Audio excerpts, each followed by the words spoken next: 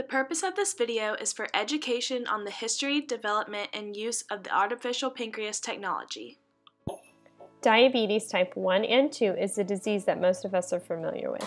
We may have a friend, family member, or coworker that has been diagnosed with diabetes.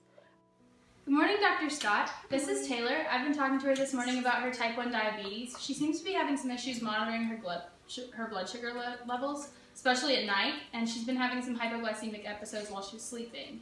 So she's been hearing some about the artificial pancreas and was really wondering if we could do some more research on it and see what that's all about. Okay, well, Taylor, the blood glucose and insulin monitoring systems were first done in the hospitals. So in the 1980s, they developed a system that could be placed inside of a patient using the intraperitoneal glucose infusion.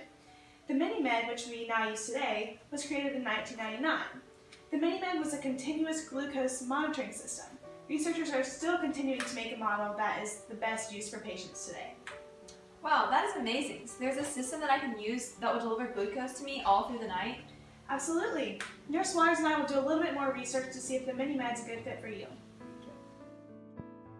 The technology for the artificial pancreas didn't stop there. There is now an artificial pancreas out that allows for automated administration of insulin at home without having the patient do much at all.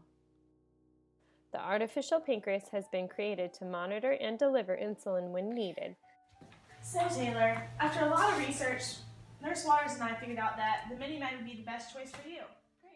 Advancements in technology have created an artificial pancreas that self-monitors, warns patients, and provides better glucose level control through the automated administration of insulin. One of the interesting characteristics of the MiniMed 530G is that it has a threshold suspension automation, meaning that if glucose levels reach a threshold set by the healthcare provider, usually between 60 and 90 milligrams per deciliters, insulin delivery is automatically stopped. Now the home screen shows everything including battery life, alarm, and color-coded alerts. It eases the process of monitoring glucose levels by performing automated checks around the clock.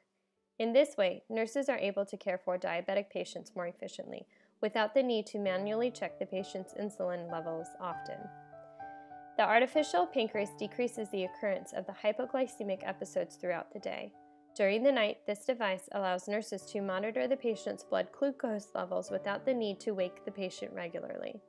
Patients have received better independence in monitoring through this technology. Nurses have been able to educate and give the patients more autonomy through the development of the artificial pancreas.